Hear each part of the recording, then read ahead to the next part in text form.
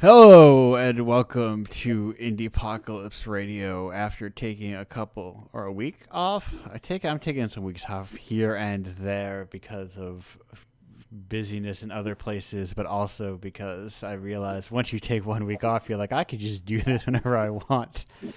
And it's nice to have a whole Saturday off sometimes instead of like working 6 days a week. Not that this is strictly speaking work, but it also is like a chunk of commitment in my day that I have to do that I can't put off, and it happens at a very specific time.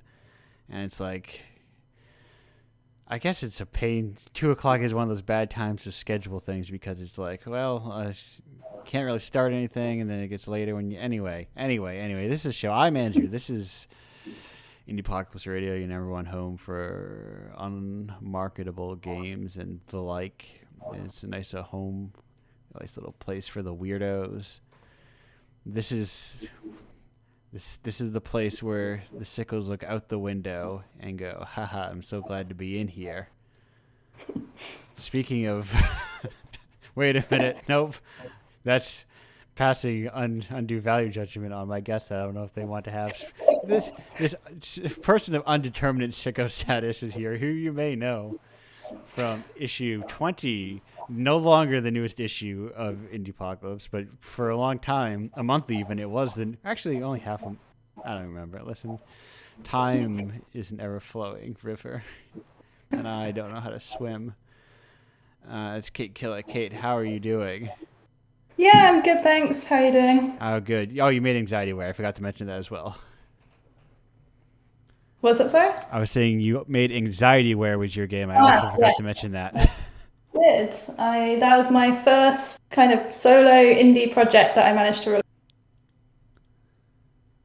And what a release it was. I've actually gotten like a WarioWare like here or there as submissions, and I like it's an interesting genre, I suppose. What would you call it? The micro game genre? Yeah, I kind of described them in the game and in the store and stuff as micro games. It felt like a good format to start with as a first project because you can start with just doing a few of them, and then you don't get too overwhelmed by the scope of it, and you can be like, well, I can keep adding more if I want to, if it goes well, and if not, I can just call it quits anytime. That's one of the reasons I picked that format. Yeah, very practical for something that's like, well, if I got 10, it's basically done, and then how many more do I feel like making? Yeah, I think I did end on 10 or 12, so I didn't go too crazy with it, but Listen, you can't spend forever. That requires brand new art for every one of those. Yeah, well, yeah, there was a reason I picked that art style as well, which was I can draw it with my mouse, so I don't get too distracted trying to make things very polished. No, but I think it works because I think you need a sort of kind of like a chaotic energy for something that you're only going to see for 5 seconds. Yeah, definitely. But now, Kate, it's been so long that I forgot to get to the most important question, the number one question, the Indiepocalypse question, which is, how did you hear about Indiepocalypse? That is a good question. I don't know if I remember because it was like a few months ago that I started subscribing to it. I think I was just on a general mission to find small indie games, either through Twitter or it might have been exploring Itch because it's not something I hadn't looked at Itch that much in the past, but when I started trying to make my own games and trying to just get inspiration for things that were such a smaller scale that I could manage, I think I just went down some rabbit holes of looking for people doing similar stuff, and I think that's probably across it. Perfect. It's an ideal. Sometimes it's even on the fresh section when it comes out. It's gone now. I had that moment in the sun. But I got very excited when I found it. It's like, yes, this is exactly what I'm talking about. And that's exactly what I want people to see. Like, yes, finally, this is the thing that was my experience doing a convention a week or a week, 2 weeks ago. Last week I just wasn't here because I didn't feel like it. um, whereas like I had plenty of people just like bounce off of it. They're like, "Oh, that's neat." You know, that kind of that neat that Yeah. that means that they don't care. That kind of neat. Yeah, it's like I'm glad you're doing that, but I'm gonna go now. Yeah, yeah. I don't want to be rude to you, but then also there were people who it's like, "Wow, this is the most important thing I've seen in my life. Yeah. How does it not exist, or how did I not know it existed?" And I think that's the real hallmark of true art. That a bunch of people don't care, Yeah. and then but to some people it's life changing.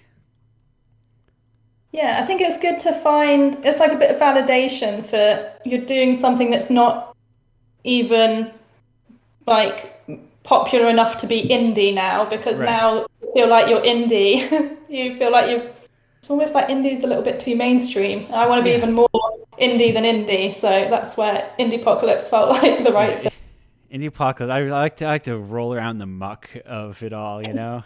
That's why I've been trying to use the term DIY a lot more to try and make a new phrase around it to kind of differentiate it from indies in terms of like, hey, this is a person making a thing, not like a studio with a publisher with thousands, if not millions of dollars, but they aren't Yeah. technically Activision, so Yeah. they are indies, and it's a indie. You're. I mean, you're right. Indie's just kind of an empty marketing term at this point. Not. Yeah, definitely feels like there's like a cool crowd of indies and we're as you said, it's like we're the weirdo people on the side. Right. Yeah. You're the local punk scene. Yeah, that's what my boyfriend described my games as when was like I didn't get into some of the other things I submitted to. I was like, yes, it's because I'm like the punk version. Yeah. That's kind of like. I mean, I think hopefully I'll get into it, but the best venue I've ever gone to is a punk flea market, and like in terms of people being receptive. And I only had like one issue, the very first one when I first did it, and then COVID hit.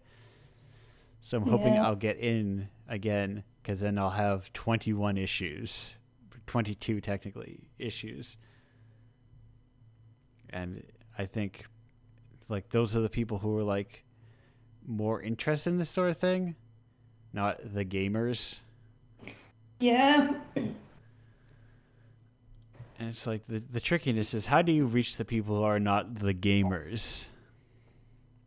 The yeah. people I who. don't know. Maybe you're right. Maybe it's more like market of people who are into other types of alternative things in general, like more alternative music or alternative zines in general, not like specifically looking for games. Yeah.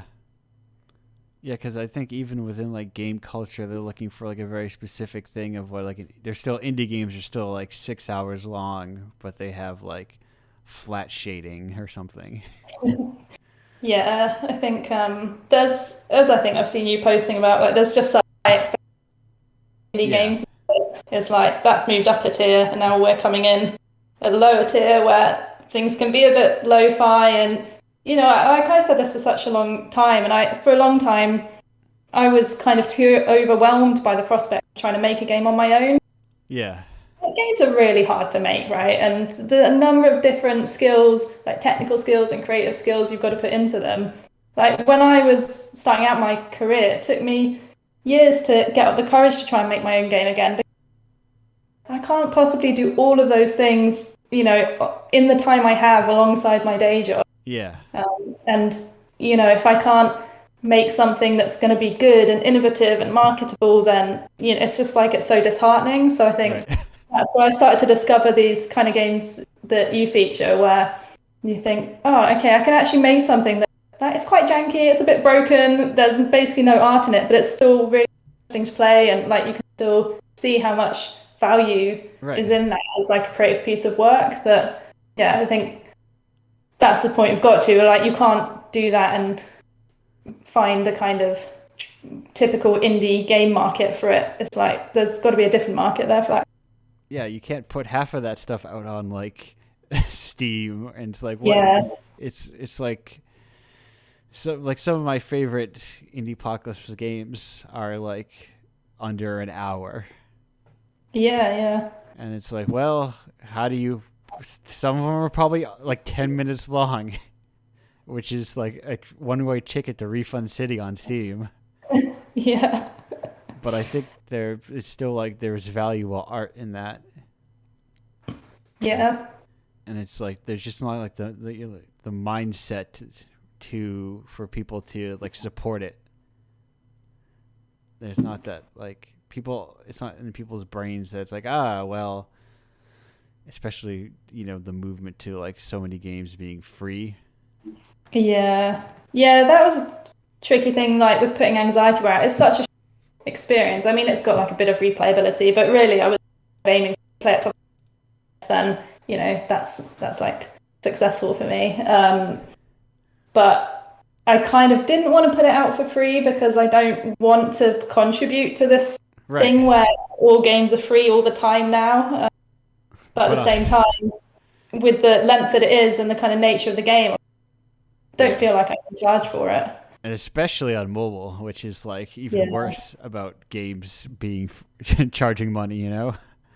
Yeah. Funnily enough, I did get a comment the other day on one of the reviews saying that uh, the player was like, "Oh, maybe you can add ads into it so that you can continue if you lose your life," which I thought was really interesting because I see so many reviews complaining about ads in Yeah, games. I don't think I've seen one that complained about the lack of ads in games before. that is But again, very like just people have these certain expectations on mobile games now that right. yeah, if you die, you should be able to watch an ad and continue. It's not Right. even like a question now. It's like, but I was trying to just make it free. Yeah, because they're like the idea that they're not even like technically games; they're sort of just like progress machines. Yeah. Not that, I mean, I'm not anti free to play in some ways because Yeah. I've got a lot of free to play stuff in my day job, and like I get a lot of value out of playing some free to play games, but there's definitely like a lot of that market that's gone into pure optimization, monetization, and yeah, that's it's not that much fun to work on anymore. No, no, especially because I think that requires you to work on like such a scale that you expect like a certain audience, so you can expect a certain return. When it's Yeah, like if you just put your game out, you may on like for a price of even like a couple of bucks, you might get more money than your entire free to play because you have to build out your free to play marketplace. You have to build out yeah, all your stuff, and that's a lot of work. yeah. Yeah, it's difficult with mobile now, to be honest, because I think for like a few years ago, I felt like mobile was a good place to try and make indie games because there was lower expectations of like, content, how like the production values and stuff. Maybe I'm Yeah. saying a few years ago, like maybe 5 or 10 years ago, when mobile. Now, Oh when I yeah, see yeah. people talking about doing mobile indie games, I'm like, you're crazy. There's no way to break into mobile if you're a like indie or solo developer now. It's like if you haven't got to spend, you're not going to be able to make a free to play or a hyper casual game successful. You're going to pump all that money into acquisition. So I don't know. Mobiles, yeah, I feel like it's not the best space to be in now. Right, or it's like if you're doing mobile, at least make sure it's on Android so you can just like put an APK out on itch or something. Yeah, yeah, yeah, So that way you're at least also putting it out through, I don't know, the traditional market, or I guess whatever itch is, yeah. which Don't is know. like a whole other thing. Because yeah, there's games coming out constantly, constantly on itch, but it doesn't have like the same kind of like the tricky thing is like a lot of the coverage isn't there. I think, Yeah, especially as I'm sure I've said it before, and it's unfair comparison. But if you compare like itch to Bandcamp in terms of like just coverage, mm. like you have like probably like bare minimum like one article a day on Bandcamp, if not more than one article. Like so, it's like it's easy for someone to get into it all because there's like Yeah. a real guiding path. But Yeah, it does feel a bit like you just go on there and dive down some random rabbit holes and see where you end up, which can be a good ending or not, but it's not like that easy to discover the kind of content you want necessarily. right, so weird to see people still do like the not .99 cents on itch as well. Yeah. It's such a weird thing in general. Like why? I especially because like as soon as you leave U.S. dollars, it completely converts differently. Do you do the similar thing in England where everything ends in like it's 19.99 pounds instead of 20? Yeah. I It's just like general psychology, isn't it? I think it's Yeah, probably universal. and it's just like oh, I didn't know if everyone would just like base it around like the dollar, and then it's just kind of whatever it translates to into other countries is what it becomes. Yeah, I don't know how that works on like digital tools, to be fair, but I think it usually still gets converted and then turned into a nice .49 or .99. Ah, yes, my brain loves to see the 9 because I'm saving a penny. That one's not a 2, and a 1 is smaller than a 2. Therefore, I'm really getting it over on these devs. Getting a real bargain, but also like people like everything goes they discount their stuff so intensely all the time, Yeah. which is a whole other issue. But I don't know. I don't know. It's so as now that I've got as someone who actually presumably also plays Indiepocalypse games, which is something I get very rarely on this show and perhaps in general. Do you have a favorite among them? If you've Oh, that's a good question. I'm a little bit behind at the moment. listen, as someone who subscribed has a podcast subscription and like 40 back episodes to said podcast, I understand. Um, yeah, I did. I weird. I mean, they're all weird, which I like. Yeah, Actually, so I really appreciate how short they are because I'm definitely one of those like don't have that much time to play games, so I yeah. do like the shortness of the experiences. Um, but I can't remember what it was called. There was one where they're like waiting for the launch Jubilee date. Was it our Jubilee? Yeah, it's our Jubilee. I enjoyed that because that was one of the ones where I was like, that almost like there's so little to it, but it's just got a kind of slightly weird atmosphere to it. That's something I've started to think about a lot more in the type of games that I want to. Because when I started out doing game design, it was so much about mechanics, Yeah, and it's kind of taken me a while to appreciate like not doing things that are purely about mechanic. And I realized, yeah, the thing that I'm quite interested in is just kind of atmosphere of places and like this, yeah, the kind of story that happens through the atmosphere, which is kind of what I got from that experience. yeah, because they can. Yeah, that's. I think there is like a really strong emphasis on like the loop, Yeah, and the mechanics of everything, and it's like, well, it's got to be fun. What's the fun factor? And yeah. but like, what's the fun factor of your average Bitsy game? Yeah, exactly. It's like it's just something like this little morsel, Yeah, like a little taster of something. And even I think with literally just a single moment in time almost, but that's kind of enough for it to still feel like you've come and you've seen something captured and you kind of, yeah, can take something away from that, even though it's such a little experience. yeah, and like that's part of this is hoping is like teaches people. Oh wait, no, my games can be literally anything I want them to be. Yeah. I don't need to see like I saw a tweet that was something to the effect of like indie game development is seeing a game that came out that sounds like yours and rushing to finish yours or something to that effect. And sometimes it feels like it's the inverse, where it's like seeing a game that becomes popular and rushing to make your version of it. Sometimes feel like is what Yeah. indie game design is like. What flavor of roguelike is popular this month? I need to make my racing roguelike.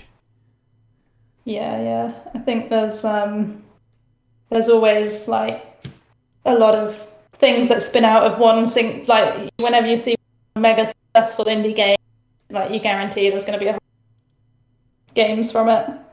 Yeah, Well, it's like, well, I've got to, even if it's just like people who are like inspired by that idea, where they're like, oh, this really awakened something in me. I want to make something like this. But also, it's very natural that, well, you want to make something like it because it's very popular. Yeah. And it wouldn't hurt you to also be popular. Yeah, that doesn't hurt. So it's, but it's a trap because then you end up, you get caught in that 3-year cycle. At the end of the 3 years, it's not popular anymore. Yeah, that is true. It's hard to know. Like, I don't know if I have a good feel right now for what is kind of the current or upcoming trends in successful indie games. Yeah. I mean, do you have some idea about that? What do you think is the... I think the hotness right now is probably one of them is certainly that flat shaded wholesomeness thing. Where it's Yeah. like, Kate, do you have a game inside of you that's like a raccoon who picks up nuts or something Yeah. and trades them to other raccoons? Yeah. I mean, to be fair, I've got to say I'm quite sucked into the games trend, Yeah. both as the player and the developer, because I think that's, to me, it's almost like the product of games kind of finally realizing, or that there is another audience. Yeah. And a lot of the audience is quite female skewing, and it's like those gamers have always been there. It's just only now people realize. Right. Only now you acknowledging that it's like, oh, they are real games, you know? Yeah, like, oh, because, a lot of people actually quite like just to relax while they play games and not, always be playing something that's like really in-depth strategy thinking or action. Like, who knew? Right. But I think especially the last couple of years have been quite stressful, so kind of like brought that out even more. Yeah, people want to relax. As someone who lives in the stress and craves more of it every moment, but also, I don't know if people have heard The Sims is quite popular, and it's very, very low impact, unless I guess you like have a full house or something. But yeah, no, in general, it can be quite chill. The thing I find with some of these games in that genre, though, it's like to know for me where the line between enjoyable grind, because they usually are a bit grindy, right? Like you're going around maybe doing your chores, like tidying things up or watering your plants or whatever, which I kind of enjoy. But at some point they always seem to cross a line into, oh no, this does actually just feel like I'm like doing chores now. This is too much like my life. You realize the game loop shows itself. You're like, oh, instead of clicking on monsters and making them die and picking up swords, I am clicking on trees and making apples fall out and collecting apples. But yeah, meanwhile, like completely neglecting my actual houseplants in my house. Yeah, and they just, it's like the cutification of the game loop as we know it. Yeah. But like it works.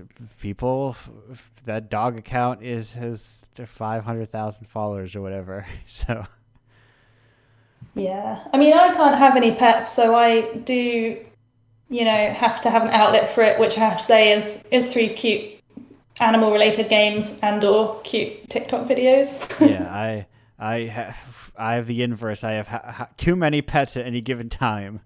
That's a good problem to have. They just constantly find their way to our house. Just like more cats as they dwindle in number, more arise. Like they know there's vacancies. Oh, that's amazing. I would love to get a cat, to be fair. They're very relaxed for the most part. They're very low. It's like a kind of sloppy roommate. Yeah. Who doesn't know how to clean up after them. Doesn't make that much of a mess, but the little messes they do, like a roommate that, is more or less tidy, but never does the dishes. You know. But yeah, it's nice. Get yourself. I highly recommend everyone get out of the cities where you can. If you can live in a life where you're not around people, which I can do pretty easily. You can be in nature and like hang out and be like, oh, there's turkeys here all over the place. Just kind of hanging around our yard. And they it's weird to see animals slowly like acclimate to you and slowly you're like, oh, this is how domestication works in the grand scale. But I have no patience for domesticating animals. Although I think I live near someone who domesticated geese. I had pet geese. Oh, I don't know, geese. I'm not really down with geese. not like the rude geese, I don't think. Like those real attitude ones. I've never met a friendly goose. They're always pretty mean, in my experience. Maybe they were ducks then. I never I only drove past it, but I think maybe goose are notoriously aggressive, especially those Canadian geese. I think I don't know if that's a colloquial term or not. But the darker ones with the But I saw it's a weird thing to think about, but I saw as we fully diverge from games at this point. Yeah, I was wondering, should we pull back to games? No, this is we spent more time on games than I ever do. I was driving down the highway and I saw an animal control person bagging up a goose on the side of the road. Obviously a goose that was struck by a car. And I feel like I saw something that I shouldn't have seen. I saw behind the curtain for a moment. Because I'm used to America is a nation of cars, and an ever creeping urbanization. So you're used to seeing dead animals on the road, but they just vanish. When, you go out to work and there's a squirrel, but when you come back, he's just gone. And I never see what happens to it. No, that's true. Well, I think here I've definitely seen some hang around for a while. Yeah. But also we have a healthy corvid population, so I'm sure they take care of some of them. Yeah.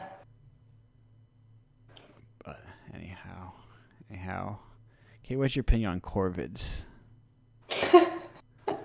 Just generally? Do you have a particular species you're fond of within the corvid family? I'm not really well researched on corvid family. They're crows and ravens and magpies, blue jays, I believe. Okay. The different jay families. They got that kind of that vibe to them. I mean, they're a little bit creepy, but they're quite intelligent, aren't they? I think crows. I think at least crows and ravens are, but I imagine it probably extends to some part throughout the whole family. Yeah. They're the kind that keep, which I forget if it's crows or ravens that can hold grudges. But I like to have a bird that can hold a grudge. Yeah, I did have to shoo a crow out of my house once that my parents' cat had brought in. I think I came downstairs and it was just kind of eye level with me, sat on my sofa, on the back of the sofa, and I was just like, I'm going to get a cup of tea and then I will deal with you. Because they are not small birds typically either. No, there was a lot of slapstick me chasing it around that would land on something else, trying to not break all the vases on the shelf and whatnot, but I think I did get it out in the end, but not without some collateral damage. Right, yeah, no, listen, it does not want to be there as much as you don't want it to be there. So, it's not going to go without a fight. Yeah, I mean, I assume my cat brought it in, but that would be quite impressive. It just felt... Yeah, it's just it's a truly harrowing experience of bringing in something from your car that is you're like, oh, I could carry all this in, but then as you get halfway there, clearly you could not have carried it all in. Yeah. So I imagine your cat had the same experience. You're just like hurriedly running to the door because if it all collapses, it'll collapse within your house. So it brought it in as a gift, but it had no plan what to do with it once it had it. Yeah, I would not be surprised. I think it left a mole in my house one. Those are just like they're like good gifts, I suppose. They're just trying to they prove their worth with to you. Yeah, they're surprisingly fast as well. It was still alive and it was running around my kitchen. I've never had that experience of a living creature being returned. They Yeah, usually no, isn't it? I have definitely heard that cats bring you something live when they think that you need help learning how to hunt. Oh, They think okay. they think you're a useless kitten and you need to be taught. So they bring practice. And did you prove your skill to them? I mean, I managed to get it out the house, so that was probably deemed a failure. Yeah, that's they're looking at you with this animalistic disappointment of that's not what you're supposed to be doing with it. They don't Yeah, understand this idea of if anything, that probably makes them bring more animals. yeah to try again. So what you need to do is you need to pick them up and coddle them and make them realize that they're the small infants in the house, and you are the strong adult, the carrier of wealth and food. Or I just need to swallow my pride and eat a mouse in front of them, and then maybe they'll stop. Perhaps, yeah, maybe like you need to really get down and catch it. Like, wow, all those techniques. I wish I had hands. The world, the wonders of what one could do with hands. I spend too much It time. would be terrifying if cats had hands, though. Imagine the carnage. Yes, I think of that all the time when I see squirrels, and I'm like, it's good that more animals don't have hands because those little guys can do whatever they want. They're real feisty little guys who can kind of do whatever they want. Nothing can stop them. And just the wonder of what a creature, how much hands change everything. Yeah, like imagine if alligators had hands, like proper hands. Yes, imagine what a terrifying. They could just, yeah, you would never escape an alligator because they'd grab you and then grab you with their hands. Oh, that's quite terrifying. I'm glad I don't have any near me. But anyhow, English got really. Let me check now that we've reached kind of like our halfway point, perhaps. So Kate, tell me about video games. What do you think about them? They were right some of the time, I guess. Okay, so there's this Mario guy I've heard of, I've been hearing about. What's your opinion on this Mario fellow? Yeah, good question. I think he was better in the old days. Not Okay. to maybe it just makes me sound old. I never got into like there was a point where all Nintendo games and like especially Mario games just got really sparkly. You know, like Yeah. Mario Galaxy, everything was suddenly really shiny. And kind of I feel like Zelda started going that way a little bit. So I skipped Skyward Sword because I feel like there was just a lot of shininess in it and I couldn't really. Yeah. It's a little bit of a sheen to it, a little bit of a plasticity to the man. Yeah, I think that must have just been a kind of general Nintendo.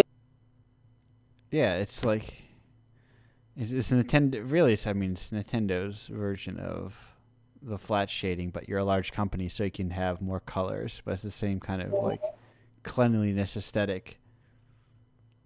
Yeah, and I feel like Pokemon kind of went the same way. Like I was like an embarrassingly big Pokemon fan when it kind of came out, and then I've not been able to get into the last few years. You know, it had such a resurgence Yeah, among my group when Pokemon Go came out, and then I got a Switch because I do enjoy the kind of more casual nature of the Switch.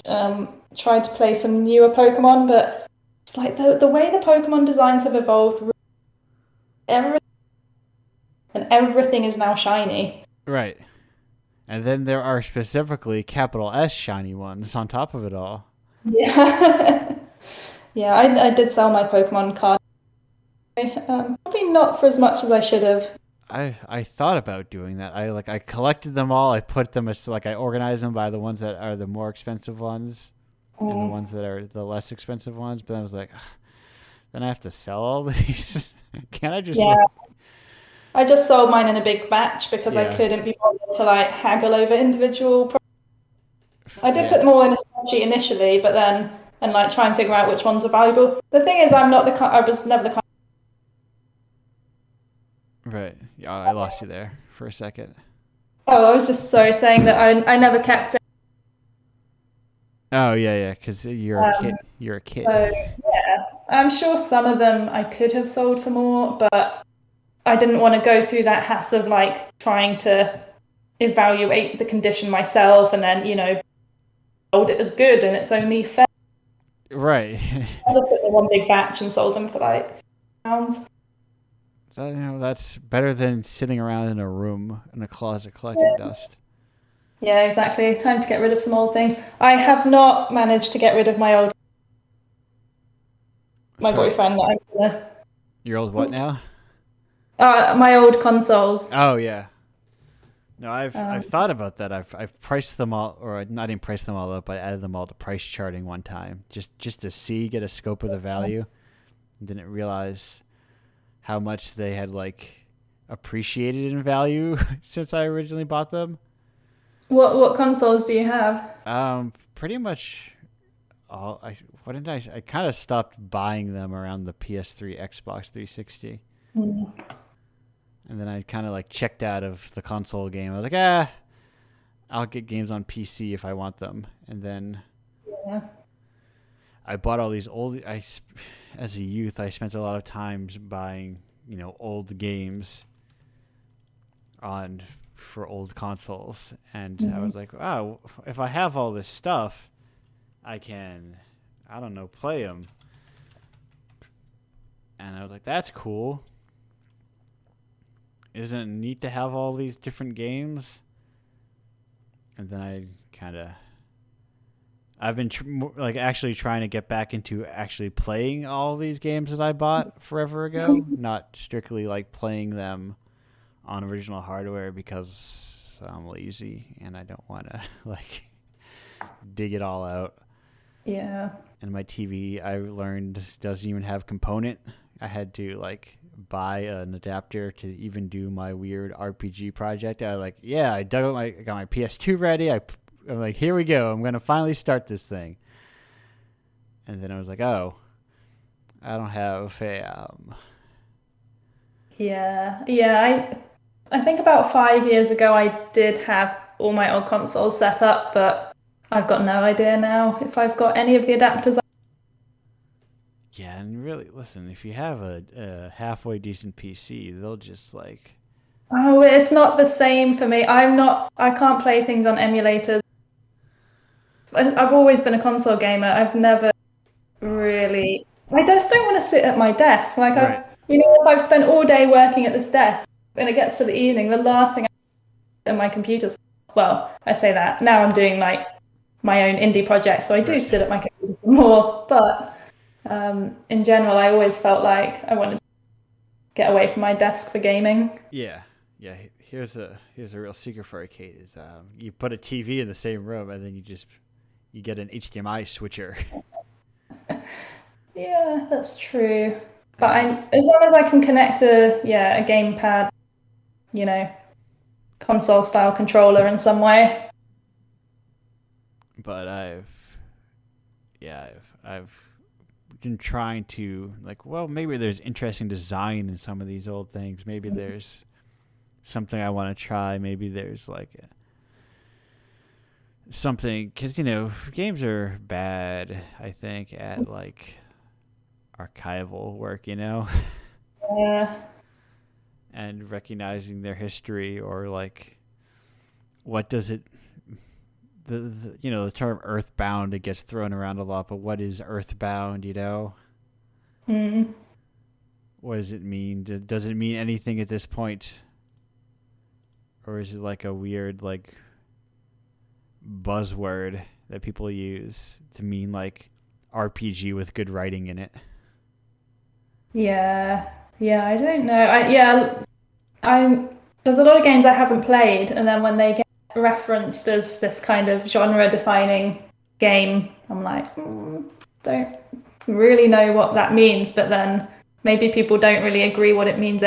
Right, or people don't even know what that means, and it's become just like a buzzword, Yeah.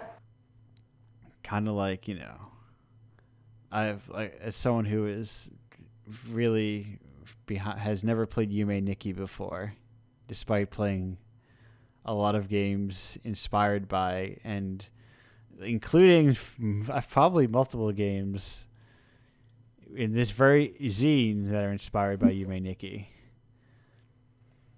and being like, well, it's super influential and I've meant to play it, but sometimes you just don't get around to it. Yeah. What is okay? So, I got to thinking of something. This is what I was thinking about this whole time, and like I knew I had a lot. So I recently watched I went out to a theater to see a special screening of the Phantom of the Paradise. If you're familiar. Don't know that one. It's a like a 19, what was it, like late like 73 Brian De Palma movie. It's like a rock opera. Okay. It's a real wild movie. I'm a big fan of it. But the person who introed it, she was talking about like, I'm sure plenty of you people here have seen this movie, had this movie shown to you, and the idea of like a movie that is shown to you, like that kind of art where it's like sometimes you find your own, but it's something like, oh no, you need to see this, and it's like gets passed around by that kind of word of mouth of you need to try this, you need to experience this. Is there a thing? Do you have anything like that for you, where it's like, hey, if somebody is looking for something, or it's like if somebody lets their guard down at the wrong time, you're gonna turn on this movie? What games wise? Games wise or movie wise or just life wise, any kind of like art that is like the kind of thing where it's like feels singular and that you need to share with people. Things that I'm willing to admit to on the Yes, podcast. yes, yes. That's the tricky thing of your taste. The parts of your taste you're willing to admit to publicly. Yeah. Yeah, I don't know. I mean, like I was a bit. I'm always like quite bad at remembering things. Like things I've played or watched quite recently. Yeah. For me, the last thing I played that I was just people should know about this, but like I was the last person to know about it, was Undertale. Oh yeah, that's Exactly everyone. I was like a good. I don't actually know when it first came out, but I'm pretty sure I was years behind. And I had a friend who had recommended it to me so much, and I had just totally ignored. And then I think I played it because it was on a sale. Oh, this is good. People yeah. should know about. People do know about this game, but they should. It's a very I think people have heard of there too about Undertale. I'm actually, yes. It's one of those weird things because when it came out, I played it fairly close to launch, and I was like, actually, I truly love this through and through, and it's Yeah. like it shot up to like, wow, this is amazing, and like instant favorite kind of thing. But then it had Yeah. there's that weird like kind of like second wave of like, wow, a lot of people like this are real obnoxious about liking it. I kind of like it less. But then I'm like, no, Yeah. I do still like it. Yeah. I only played it about. I played about 6 months ago. I don't know when it first. Quite a while, because like I think 6 months ago, like that first Deltarune episode was already Yeah. out. But it's very cool. 2015 apparently. Wow. Yeah. Okay. I was super. Yeah, yeah, it's like, I mean, to speak of Earthbound, I think that's one of those few sort of things that is kind of like, I think actually kind of gets the vibe sort of I don't know what is interesting about Earthbound, which is like I don't know this kind of I don't know how to describe Earth Mother 2 as it were. In the U.S. is Earthbound. It's just kind of like it's its own thing, which I guess is how do you be like it's its own thing, which I think is how you be like it is you be your own thing. That's Yeah. that's the takeaway. Yeah, I think for me, like with Undertale, the thing that I enjoy is just so much as like things that just really surprise you. You know, it just Yeah. like it'll be one thing and then just it's that unexpectedness that yeah, you can't copy that because obviously then people will expect but finding your own way be a little bit subversive, that's the kind of thing that like I would love to try and explore. Right. It's how it's like Yeah, you really need like a moment of inspiration, I think, kind of it's like you're not necessarily bringing new ideas, weird combination or the way that you put things together and kind of make connections yeah. with existing ideas. But yeah, it's not like you can't really force that kind of creativity. No, like you can't create it on a spreadsheet, It's kind of like I think it's that kind of art that springs from a person, you know. That's like it's trickier when you like I think the typical game development approach of like kind of breaking everything down and kind of to its parts and analyzing it over analyzing it and then it's like that's how you lose and that's how it comes off as kind of like static and boring. Yeah, and I think that is where those like the small experiences, that you feature, Yeah. like they're so much more personal. That's something that I think really I've only come to kind of see as an option of making games that are just Yeah.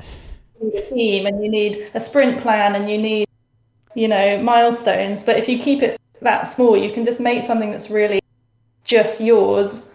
And I think that's what I find so interesting about all of those types of games. It's like I'm really looking into someone's brain. That's what I wanted to do with anxiety, where kind of literally I'm like, these are my dreams, this is my brain, this is what my doodles like. Yeah.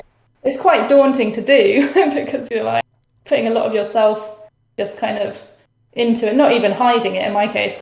Yeah, but I think it shows because I think there's no shortage of kind of just like utterly forgettable micro game collections on the internet, that kind of don't have any of their own identity. They're just sort of like I think a lot about I have this idea or that exists in my head of what I call the global game jam game. Which is a game that has like a mildly novel concept, like the kind of thing you would look at and go, huh, that's kind of funny, I guess. And then like it's wrapped around like a very, very, very acceptably average game. And I think that's that's a kind of game you see a lot of where it's like it never, because it happens, I think, in Global Game Jam because you're working under 48 hours with a team of people you may not know. So there's this broad connective tissue and then an average thing to kind of like wrap it all up. Yeah. It's kind of like appeal to like, it's, microcosm and it's designed by committee in microcosm. Yeah. And then you get that like writ large, and I see games that kind of give me that vibe, and I'm like, well, I still technically I gotta be cool. I wish this was more popular so I could more openly just say I dislike games. And because there's plenty that I dislike or just like rub me the wrong way or just like this is boring. It's like I mean, I don't play any AAA games because no. Oh, even within the indie space, there's a lot of stuff that I'm just like, why even make this? There's like sometimes I will when I'm judging a game, like the worst. If I was to give feedback, the worst feedback you could get from me is like, "Why would you make this?" Like I don't see why somebody wanted to make this. Like I don't understand it. It just like it doesn't feel like anyone needed to make this. Why did you make it? Like you know what I mean? Yeah, yeah, yeah. It felt like you were just like making a game and going through like the check marks of making a game. Yeah. Now And I'm getting quite paranoid about the next game I make and whether it's going to fall into this trap. I think you have to like that's the tricky thing is like getting caught. I mean, I started Indiepocalypse because I was always falling into that trap over and over again, and then I would catch myself and I would notice, hey, I'm 6 feet below the ground, and I fell underneath. I thought I stepped on leaves earlier, but it turned out it was a big hole, and I'm trapped down here trying to make something that will please this imagined audience, and I'm like, this sucks. Yeah. Yeah, I mean, I did very consciously when I was starting sort of before anxiety, where like made a list of things that I was gonna make sure I don't care falling into those exact traps, and it was like marketability, being quote unquote original, worrying about like the quality basically. Right. Because as I said, the last 10 years I'd got so caught up worrying about anything. Oh, it won't sell or it won't be appreciated. It won't be popular or whatever. I was like, why am I worrying so much? Yeah, I think there's like if you like I think it's there's more value in connecting deeply with with like a smaller number of people Mm, than kind of like because you to get if you get that surface level of like investment you have to get like a lot of people to care about it on that yeah, very shallow level, but like also I mean, if you worry when you worry about things like marketability, there's always going to be people with like way more money and resources than you that can do those things a lot better than you can.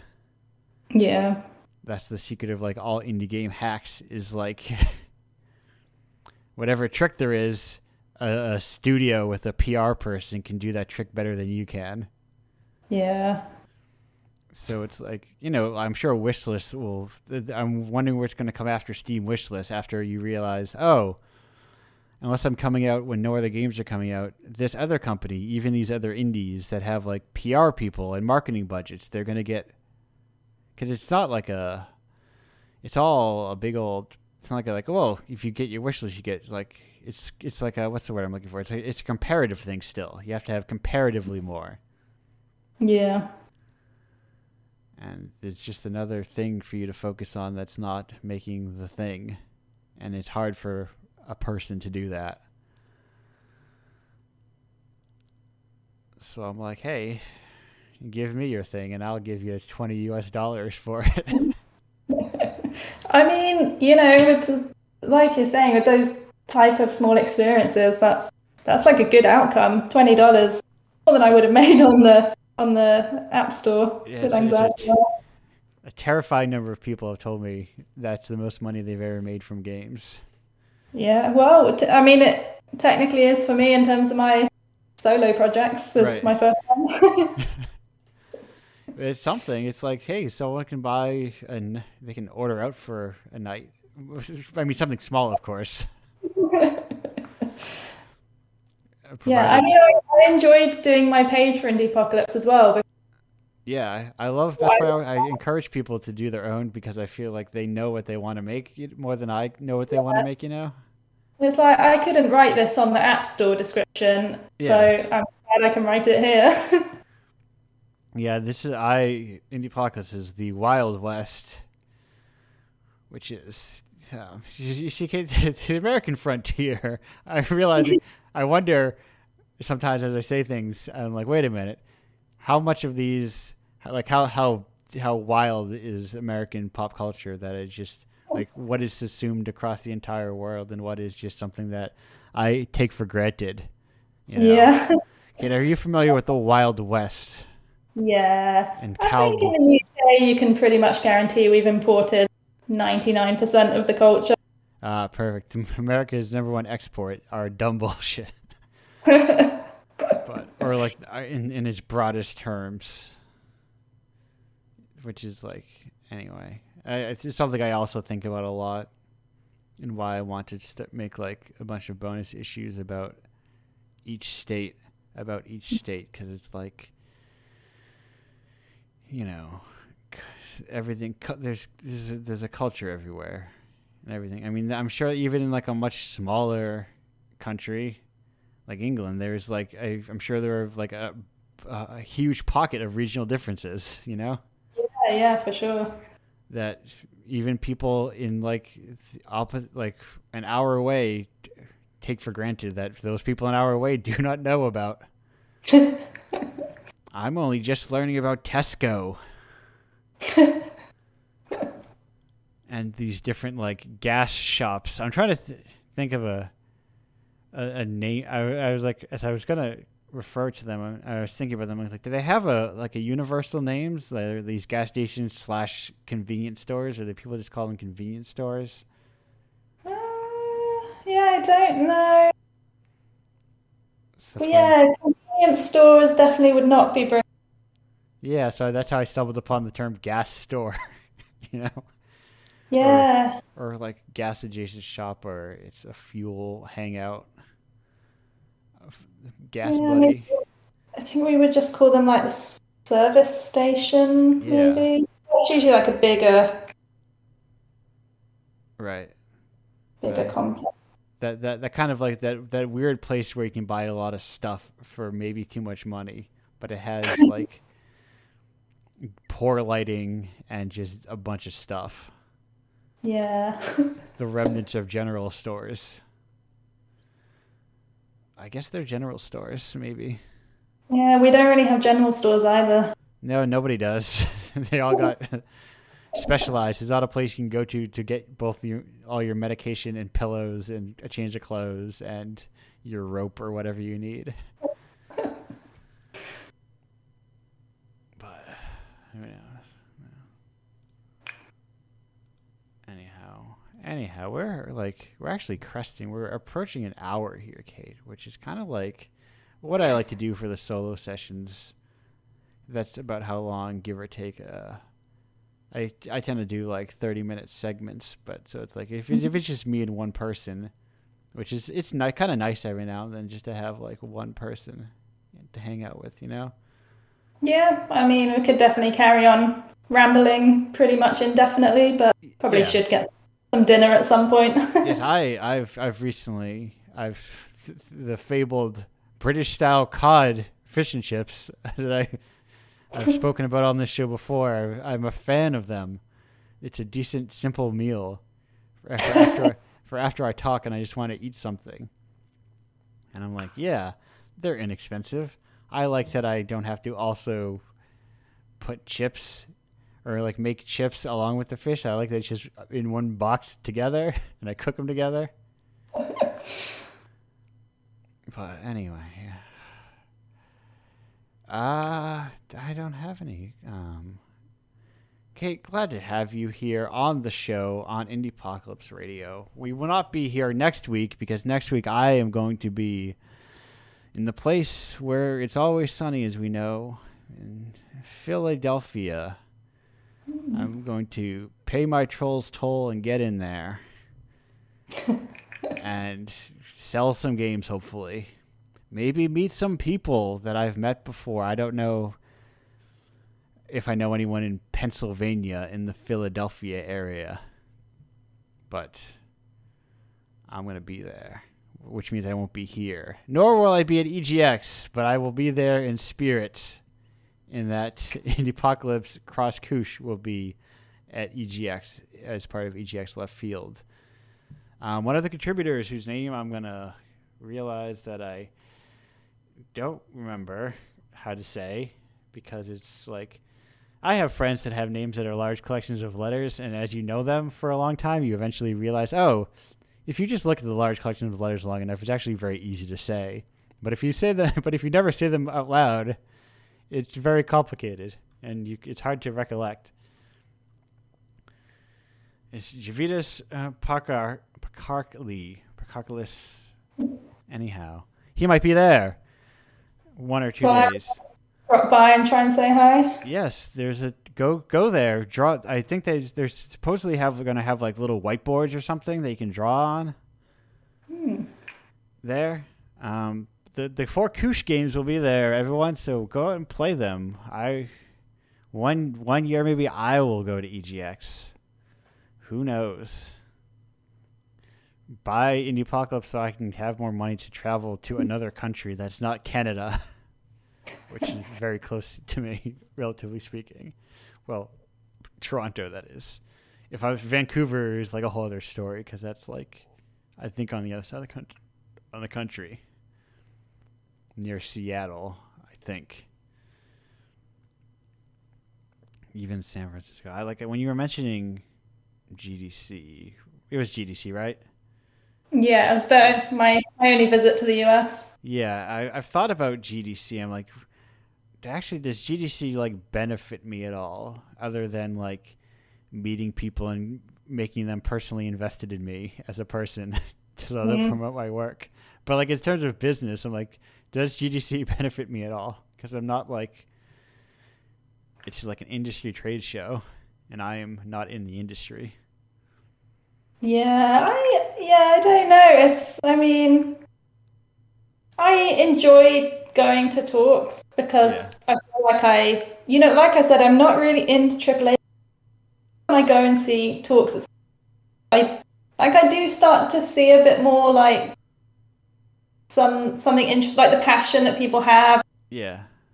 And it's just so different to what I've been working in. Like I get to see a little the bigger games and some cool stuff, and I kind of like that. And it's quite exciting. I like meeting people, but it's expensive. Yes. Even to just like a ticket is expensive. Yeah, I was lucky to get into a program called Amplifying New Voices the year that I went, but otherwise, I'd probably go without a ticket and attend the parties. I feel like if you're going to GDC, you're either going as a company or like you're going because they're paying for you to be there. Yeah.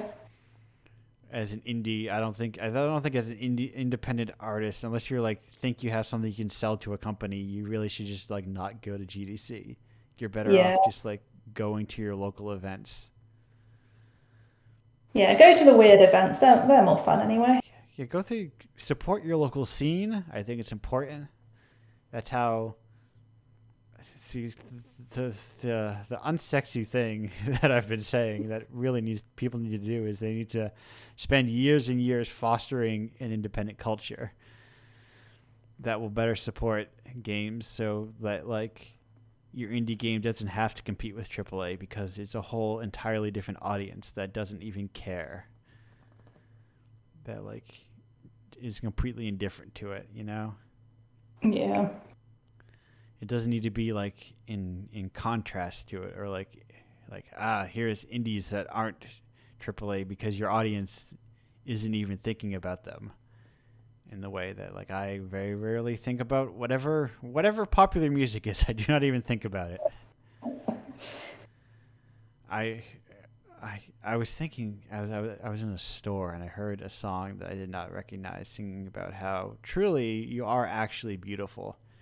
But I didn't recognize the song, and I was trying to think about like, does one of those come along like every couple of years or so, which is like the next new song about how you don't actually know that you're truly beautiful, and it's just like these like similar messages that get recycled within pop music. Yeah, well, as I said, there's no new ideas. Yeah, ideas presented slightly new ways. There's someone at Warner Music who's like, oh, we need a new. You're actually beautiful songs because people will connect to it like instinctively. Yeah, and then when you release it, you restart the timer. Yeah, and then it goes off. Exactly. Set the beautiful clock back to start again. Anyway, that's a very cynical way, but I don't think it's a fully wrong way of how the music industry probably works. It's a real, I mean, the music industry, for all you want to say about Bandcamp, I don't think is in a great spot either for independent artists. So it's a real mess. Speaking of places being in a real mess for independent artists, Kate, what have you got to promote? Uh, at the moment, not really anything. Where could people find your stuff if they were looking for your stuff? So, well, AnxietyWare, I do have a site, anxietyware.com. So go there if you want to play or play it on other platforms. Although obviously I would just get Indiepocalypse. Yeah, issue 20. That way you just like Kate gets a little money. Yeah. Eventually there'll be like three and a So, 3.5 pounds will come into your bank account. otherwise, yeah, mainly Twitter is the third Kate. I try and post screenshots sometimes when I'm doing stuff. It's not. I'm definitely still not in the best mindset of self promotion. It doesn't come very naturally, but I try and post. Mainly, it's like cute cat related posts at the moment. So if Yeah. you see cute wholesome cat games, that's my Twitter. Perfect. I have do I still have them? I may have at one point. Are you familiar with the game Cat Lateral Damage? Yes. Because they're local to where I am. So Uh, I may have I can't remember if we sold them all. So at one point we were going to that flea market, so another Chris Mayer, a friend of the show, did stuff with like the Boston indie scene. I think was the head. I see. I don't know the whole. At one point, to the best of my knowledge, is running Boston indies, but I do not keep tabs on every scene. But anyway, he set up like a cool little farmers market that would sell stuff in there with cat lateral damage laser pointers that had the logo on the side, and then you would get a key for the game as well. Anyway, that's cool. I would recommend everyone do that kind of thing where you can go to local flea markets and craft fairs if they're not too expensive, and just like sell games from your local scene. Reach people that you wouldn't normally reach, and like just get into art stuff. I realized like there was someone who was like I had this like moment of realization of like structural, like noticing structural change differences in like different scenes, because I think I've like collected a decent amount of people that like that are in Toronto making games, and I noticed I'm like, oh, there's a person promoting stuff for like a survey for Toronto art stuff, and I was like, huh, none of those people follow this person. It's like the people follow. It's like I was seeing like the difference between like even within local scenes, like indie versus like establishment indie or whatever. yeah. And it was very weird, and I'm Cool kids. yeah, it's all a mess. It's all like everything is disconnected and disjointed, and I kind of like being disjointed. Sort of, kind of. I don't know. I don't think it needs to be. Once you don't need to have like power structures everywhere. Sometimes a scene can just be a loose collection of people Mm. that are just like kind of intermingling, and nobody needs to be the boss. Anyhow, I'm spinning it down, and that's why I asked Kate for promotions, not so that I would keep talking afterwards. There's a lot of good. I recently saw. Sorry, I got distracted again. I recently saw Hellraiser, and it's cool. That's. I'm just saying. That's all I have to say. I'm just seeing a lot of pinheads on the timeline, as it were. I believe someone is watching Hellraiser at the moment. What a treat of a film. Anyway, I think the Cenobites are cool. I like them. I think they got a cool vibe. I like pleasant stuff, and I also like gross horror. I kind of when I grew up, but I became an adult, and then I realized that you do not have to define yourself by a fandom, and in fact, you can like a lot of aesthetically contradictory things. And it's like, wow, life is multifaceted. I can like cute slice of life, and I can also like this guy's skin being flayed off by a guy with pins all over his face. Anywho. Yeah, I mean, I feel like I'm gonna go one way or the other. Cute cat game, or I want to make some. I have a lot of Pinterest boards with based inspiration, so I can get behind it. Maybe mix them in together. That's always good. Do you have a specific pinhead pin board at all? I haven't seen Hellraiser. I must put that on my list. I had not until like 2 weeks ago, but it's a real. They don't make there's. I think there's. I often. Anyway, stop. I'm gonna stop myself before I start talking about practical effects in films and how I think they're very cool. Yeah. And that makes me seem old or something, I guess. But I think it's really cool when you can like see the space in a film, and it's like. Yeah. That was. I love like old movie sets where it's still like not just 100% CGI. I feel like CGI like one day you woke up and you realized, oh, every scene in every film is. Yeah.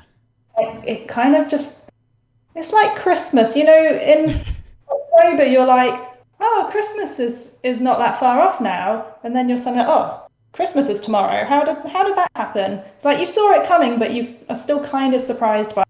Right, yeah. Because we pre-gamed Fan of the Paradise watching special features, and the director was talking about how he had to like do specific like film specific ways because of the space they were working in, and how that inspired them to do certain shots. Because if you wanted to film if you wanted shots of a theater, you had to find a theater and like film with what the theater, like the layout of the theater was and everything. And there was like, Hellraiser had to use a single camera in the attic because it's an attic. You can't fit a giant camera rig inside the attic of a house, And anyway, I think it's interesting. I think it's cool. But but also, I mean, new movies can also, turns out all art from all eras can be good or something. That's the takeaway message of today. Yeah, all art can be good. It doesn't matter when it was made. Sometimes I get disappointed because I feel like I make real banger tweets and they go unappreciated. I'm real self-satisfied about my Smithereen. Have you seen Smithereens? No. Oh, I really like it. It's about a real piece of shit, but I love her. Because I was trying to think about like. Anyway, stop. I caught myself. No, I'm gonna. Anyway, so I'm Andrew. What I do is I make a thing called Indiepocalypse. You should go to indiepocalypse.com, buy it, get money, because everyone. Listen, I announced it earlier. But in the 21 months that I've been doing this, where is I got to scroll down and find that tweet. I have to date paid out in terms of acceptance payouts, commissions, royalties, $15,513.16 USD. So it's like, spread between 210 people. That's less money, or like 220 people. That's less money than it sounds like. But you know what? It's money. It's money that people didn't previously have, and I think it's like you gotta. Everyone talks about distributing wealth, but nobody wants to do it. We gotta actually get down there and distribute that wealth all around. Give it to everybody. Yeah, so if you buy it, we're almost at $4,000 in total royalties paid out, which is like kind of a lot of money in a way. But anyhow, you should buy it. If you want to get a piece of that sweet cash pie, you can submit your game to indiepocalypse.com/submit. Um, that's if you want the Patreon, there's always a Patreon if you want to, you know, buy Indiepocalypse, but you like don't want to think about having to buy it. You know, if you just want like a website to take away money from you every week, you can just go to indiepocalypse.com/Patreon and purchase it there. There's even a tier where I will mail you a copy of the zine, which I think is cool. Even all the way to the UK, which... Yeah, like literally wherever you live, I will mail it to you. I have no issue with that. It's a large envelope, so I can send it large envelope first class, which is the cheapest possible mailing option, and I will send it that way. No tracking around here, because, hey, what are we, millionaires around these parts? I don't think so. But anyway, I think it's cool. You might, if you're, and if you want to hear this radio show like a week after or like 3 days after instead of a month after, it'll be available on that Patreon at a lower tier. There's tiers. I met someone at a convention who may draw little pictures for the tiers, because I know people on Patreon have like little pictures for their tiers and stuff. And I was like, yeah, someone should make that, I suppose, because I had met them and they were. Anyway, I'm rambling again, but the point is, that's it. Yeah. The algorithm, people talk about fucking algorithm. I don't think about the Twitter algorithm very often because I just do things chronologically. Like, either a sane or a mad person. I'm not sure which it is. But I just like to view my life chronologically. I suppose I don't pay that much attention to it enough to need to feel like I missed out on anything. Mm-hmm. Anyhow, shutting it down. Hey, thanks for being here. Thank you for having me. Glad to have you. Welcome back anytime. Maybe next time I will get into my second wind of scheduling guests, and there will be more people here, so that you can meet other people as well and really get the idea of that post convention. It'd be like post EGX, except the other people are in, LA or Toronto or even Australia. And make weird stuff. I'm all for meeting some weird stuff creators. I got weird stuff I got some real there is some real weird stuff coming up in the next issue that I just sent out the acceptance emails for yesterday. There was like a couple of things that are more more typical, more, I don't want to say generic because that sounds just condescending, but more game-like. So I wanted to counterbalance them by putting some real weird shit in there. And there is definitely some weird stuff in there.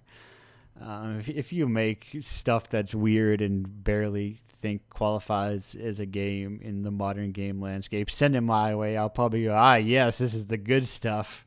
And I'll wring my hands happily and go, hee hee. Love to give them money. I like weird stuff. I am the guy. I've got my sicko shirt and I'm looking in the windows everywhere and I'm going, yes. Or I forget what the sicko says. But anyway, goodbye. Wait, I don't have my sleepy time transition ready. Now I have it once again. Okay, thank you again. I'm going to find my windows that I need. I got more RAM. Oh, that's what I just remembered my opening monologue was going to be about. It's about how I can replace car batteries and replace RAM, and it's about the jock nerd spectrum and how all life is on a spectrum. Well, you have to say it next time. I'll just put in a tweet. That's where all things belong. Where all cursed thoughts belong. Anyhow, goodbye and good night.